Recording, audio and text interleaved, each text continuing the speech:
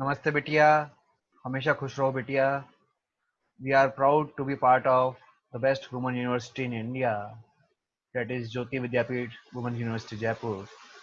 I welcome you all in repertory class on digital version 2.0 JVW platform as per the schedule provided by the university.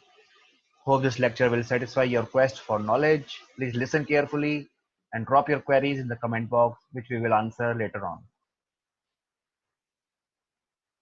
So today's lecture, the topic is case taking part 3.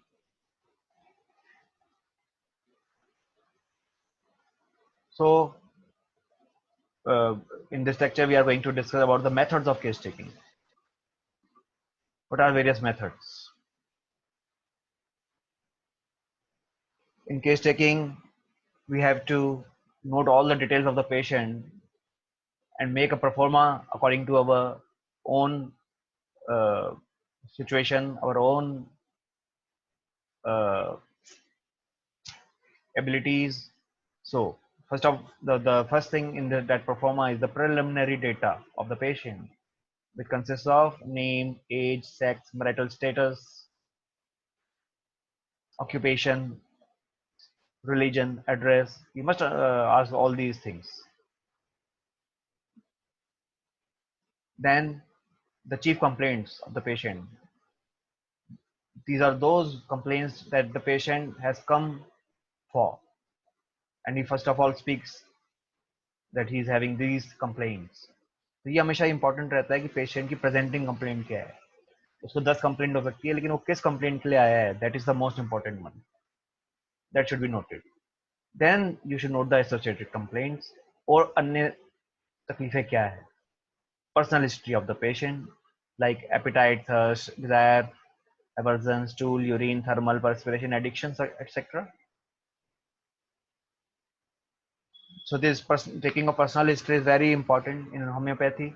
As far as individualization of the patient is concerned, we all know this.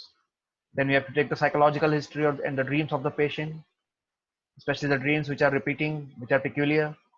Then the obstetric history in cases of females, menstrual history in the cases of females, sexual history in both male and female, past history of the patient, which leads to anamnesis, then the family history of the patient, which leads us to the miasmatic diagnosis, then the examination of the patient,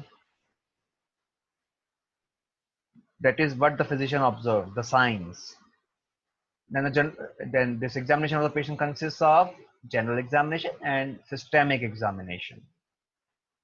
Systemic examination means examination of the system affected. Then we go for lab investigations. So this is all in the case taking part 3. You must understand how to take a case on a proper pro forma and what are the main points of the case taking. So at the end of this session, now I would like to give you an assignment which consists of a subjective question. And the question is, what are the essentials of case taking for eliciting symptoms of mind? जब हम खास करके mind के symptoms का elicit करना चाह रहे हैं, तो क्या जरूरी बातें हैं केस टेकिंग में जिसको आप फॉलो करोगे, ये आपको बताना है. धन्यवाद. See you in the next class. Until then, good bye.